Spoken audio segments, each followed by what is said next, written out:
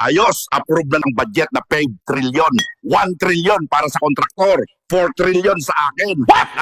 May ibibigay akong project sa inyo. Bibigyan ko kayo ng budget para sa flood control na 1 trillion pesos. Ayos, paldong-paldo na naman tayo. Bibili ulit tayo ng 10 sasakyan. Pag nakita nyo na maayos pa yung kalsada, sirain nyo para may aayusin tayo. Pag kailangan gawa ng tulay kahit walang ilog, gawan nyo para pumaldo na naman tayo. Ayos, paldo na naman tayo nito. Tawagan mo na si boss. Sabihin mong sira ka mo ang kalsada dito. Kailangan ka mo natin ng budget na 1 bilyon. Sana all. Sir, kailan ba natin tatapusin to? Binabash na tayo sa social media. Saka na, malayo pa ang eleksyon. Hayaan mo sila. Wala rin naman silang magagawa. Walang tigil ang ulan. Tumataas na naman yung baha. Ayos! Binabaha na naman ako ng blessings galing kay Lord!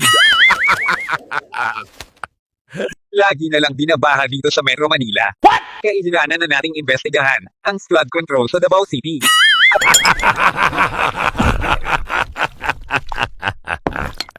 Ma'am, saan po ba kayo nagsimula?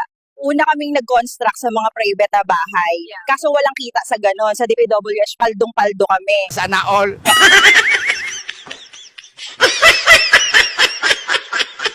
Oh my gosh, ang laki naman ito.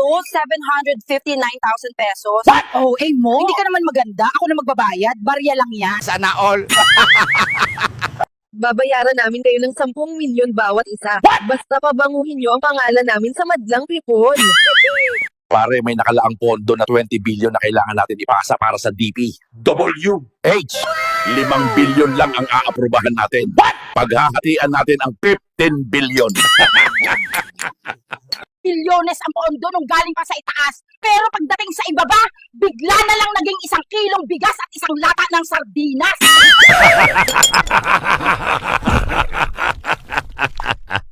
Kawawang mga Pilipino, tax doon, tax dito. Kahit sariling pera at ipon sa bangko, pinakialaman pa ni Recto. Langya talaga.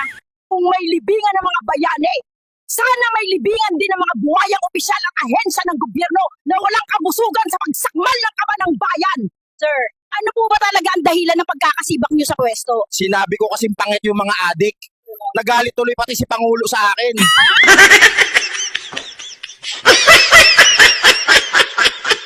Uy, Besi, hanap tayo ng apam para gumanda naman buhay natin. Ay, naku, Besi.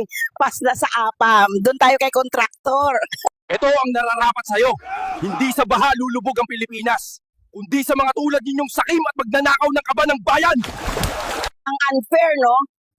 Kung sino pa yung mga gumagawa ng masama at illegal, sila pa yung may maganda at marangyang buhay. Samantala yung mga lumalaban ng batas at kumakayod sa malinis na paraan ay lalong nalulugmok sa kahirapan.